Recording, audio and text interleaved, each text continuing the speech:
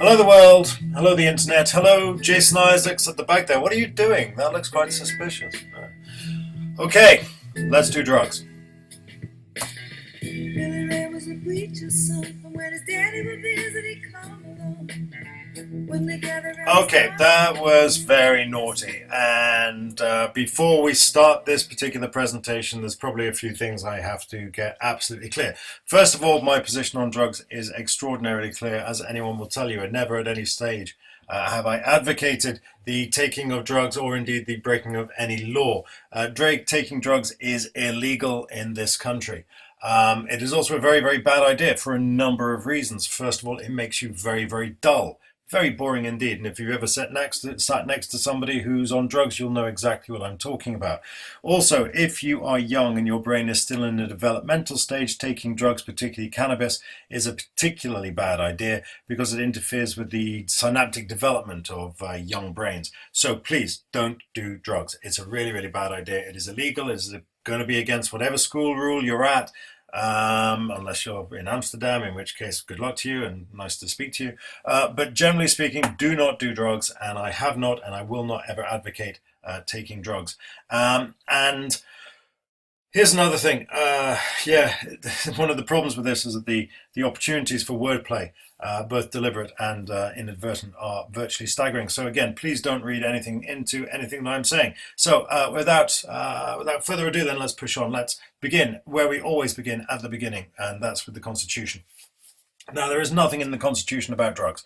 And yeah, I've been a little bit naughty. It's not actually written on marijuana fibers, although it is true that George Washington was a hemp farmer, but then most people at that stage were hemp farmers, and who can blame them? And I'm not talking about the grow lamps that some people have got in their cellars and attics, whatever. I'm talking about the prodigious fiber yields that you get from a field of hemp. And that is why cannabis was initially decriminalized, not because of its hallucinogenic or its drug effects or its intoxicating effects, but rather because it threatened to put the pulp and paper manufacturers out of business, because it takes an awful lot less time to grow a field of hemp than it takes to grow a field of trees. Go figure. But anyway, I'm getting ahead of myself, and indeed I'm getting off into the weeds, and I've done it again. Sorry. Anyway, so let's come back here. The Constitution, there's nothing in the Constitution about drugs. It's not written on hemp, blah, blah, blah. Now, if there's nothing in the Constitution, then one would suggest, or one would be reasonable, or it would be reasonable for one to assume that it's a matter that is best left to the states. That whereof the Constitution is silent, after all, the states may speak, and the 10th Amendment makes that explicit. However, we do have legislation stemming all the way back to those angry pulp and paper farmers, and the one that we're concerned about is the Controlled Substances Act. Now, this was passed in 1970. It gave Congress mechanisms of control of all sorts of substances, controlling the manufacture, the distribution, the consumption, blah, blah, blah. And it left the scheduling, actually, to the executive, which created all sorts of weird anomalies, but we'll worry about that another time. Anyway, this was justified largely under the General Welfare Clause, but then more particularly under the Interstate Commerce Clause, because obviously if you've got a raging trade in drugs in one state, but nothing in the other, then ergo you have interstate commerce, the best efforts of the government and law enforcement agencies, presumably notwithstanding. So that is our legal background. We have legislation. It's justified under the Interstate Commerce Clause, and that is fair Verona, in which we set our tale. Now, our first chapter of our tale is Gonzales versus Reich. This was in 2005, and what happened here was California. California decided it was going to go out on a limb, and it decided to decriminalize medical marijuana. And the government decided it wasn't going to take this lying down because, of course, this was Bush at the time. And so they threw a hissy fit. And Gonzales, who was the Attorney General, challenged the Attorney General, I think it was, of California, Reich, to a fight. No, actually to a court battle.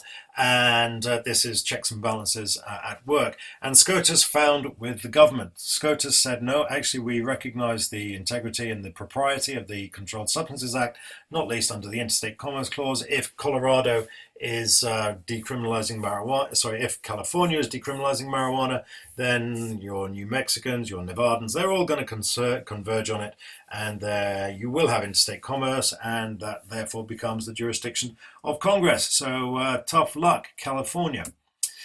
Interesting things here. Look at how that particular case breaks down. We've got these guys over here. Now, this is what we would call the traditional left, what the Americans would call liberals. But what this case does is that, to a certain extent anyway, it exposes that liberalism in the United States is not the same as liberalism in the United Kingdom. We have a pre-alito court, which normally has a 4-2-3. That's your 4 there, that's your 2 there, and that's your 3 there. So normally we have a 4-2-3 court. But what we've got is, again, demonstration that liberal is not the same as libertarianism. We had a progressive majority, and a progressive majority might not be quite so unwilling to, or rather it might be more prepared to let the government tell you what is right and wrong. So the court found 6-3 for the government because we had this progressive majority, liberal in an American sense, progressive in a UK sense, whereas these guys out here, the libertarians, or rather the conservatives, in this instance, funnily enough, turning out to be liberal. If you look at Thomas in particular here, he had to reconcile his conservatism with his originalism, and his originalism won. And you can say what you like about Thomas, but that makes him a bit of a star in my book. You have to respect his integrity. Right, chapter 2 are the ballot measures of 2012, and again we have a slew of ballot measures aimed at decriminalizing large chunks of marijuana across the country. This is democracy. Remember, you can't move in America for democracy. If you haven't got an election, then you've probably got a plebiscite, and this is one example of that. Again, this is another manifestation of federalism. We have states deciding what's best for them, but of course it is incompatible with the CSA, with the Controlled Substances Act. And the Supremacy Clause says that when federal legislation, when proper state legislation is incompatible with proper federal legislation, then the state legislation has to give way. So what happens next? Well, what happens next is that, and we've got Gonzales, we've got precedent working against the states as well. So things are not looking good for the states. But then Obama acts by not acting. Now, what happens next is really, really interesting. Obama instructs the Justice Department, Eric Holder, his Attorney General, made the announcement. He instructed them not to enforce, not to uphold the Controlled Substances Act in those states where marijuana had been decriminalized by ballot measure and where reasonable safe checks and safeguards were in place to ensure that they weren't selling marijuana either to tourists or indeed to toddlers. So we have a two-pronged attack. First of all, there has to be a democratic mandate, and then in addition to that, there have to be reasonable safeguards to ensure the responsible, quote-unquote, distribution of marijuana. That's where we were. Now, why does this matter? Well, we have the president's control of the executive branch. Obama essentially unilaterally decided not to enforce the Controlled Substances Act. He was experimenting with drugs, not for the first time, I might point out. But anyway, that's getting me off into the weeds again, and I'm doing that again. Again, what we've got exposed here is the difference between liberalism in the progressive sense and liberalism in the libertarian sense. Just make sure you're square with that. Liberalism in the United States generally is what we would understand as progressivism. Libertarianism in the United States is generally what we in the UK would understand as liberalism. And of course, Obama here is striking a very much pro-federal pose and more strength to his elbow for that. Now, inevitably, with any reaction, as Bob Marley said, there will be a reaction, and this one came from Nebraska, working in tandem with Oklahoma, presumably annoyed at the large clouds of smoke drifting across their borders. They decided to take Colorado to court. They said, you have to respect the federal law. The Supremacy Clause demands that you respect the federal law. And because this was a dispute between states, it went straight to SCOTUS. And this was filed in, I think, about December 2014. And this is an example of original jurisdiction, and SCOTUS took it, said thank you very much, and then sat and thought about it. And they thought about it for the next 16 months. Why does this matter? Well, again, this is the issue of the Supremacy Clause. The federal law, properly implemented, properly drafted federal law must be consistent with properly drafted, properly implemented state law must be consistent with federal law. Federal law is supreme, second only to the Constitution. We also have the issue of original jurisdiction and SCOTUS. This is not something that happens very often. We don't really have that many disputes between the states. But in the final analysis, what we had was extreme restraint. In 2016, early 2016, just before Scalia croaked, we had the Supreme Court decide not to issue certiorari. Now, you should remember from your revision that 4 out of the 9 judges are required to grant certiorari. If certiorari is not granted, then the Supreme Court will not hear the case, and that is what happened on this occasion. Thomas and Alito were in the dissent, so that left the others out there. You can look up and find out exactly why Thomas seems to have changed his mind. Interestingly, the Supreme Court said, we are not upholding your complaint against Colorado. If you want to take your complaint against the federal government, then you may well do so, but that's a separate case and we're not considering that right now.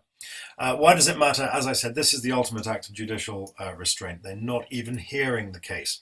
It doesn't get more restrained than that. Again, we have federalism at work. We have the Supreme Court looking at this and saying, no, we're going to let federalism run, see what happens. And I think that's very, very important. So why is this little exchange so interesting? Well, because it touches on SCOTUS. We're talking about judicial restraint. We had an example of progressive activism back in 2005. Now we have got extreme libertarian liberalism and restraint. We've got federalism at work. Federalism would appear to be alive and well at this point, but hold that thought, it's important later. We have the Constitution and that lovely little mnemonic Pisces, power clauses, interstate commerce, elastic supremacy, power clauses, interstate commerce, elastic supremacy. And again, that governs the relationship between federal government, federal power and state power, and of course the relationship between the Constitution, federal law and state law. We've also got the presidency. I'm not sure if this was an executive order to the federal branch. It sounds like it should be. I can't find it. Maybe somebody else out there can find it. I'd appreciate some clarification on this. I don't think it was an executive order. I think it was just an instruction, an executive action, if you will, to the judicial branch of the executive, saying, look, just leave it alone. Let this one go. Let's see how this one plays out. And so it's played out, except here we are. Now, enter the Trump. Those Colorado people who were enjoying their arrangement with the authorities may have to reconsider. Trump seems to be taking a tougher position on drugs, although nominally he would seem to be more naturally inclined towards libertarianism. He has conservative debts to pay. He has the Republican Party that he has to keep sweet. And perhaps more importantly, he has lots of people who voted for him, whose lifestyles do not extend to the casual consumption of controlled substances. And he has certain obligations towards that constituency. So he is taking a much tougher stance. And I do explore that in a little more detail in this particular storyline. Or if I don't explore it myself, I certainly link off to it down here at the end, where we have cannabis industry braces itself for tougher legislation under Trump. And that is about it. And this thing is kicked off again. So I'm going to just kill this particular thing there. I'm going to go back to here. I'm going to go back to Dusty. I'm going to wish you all the very best. Don't do drugs, but do send me any questions you've got.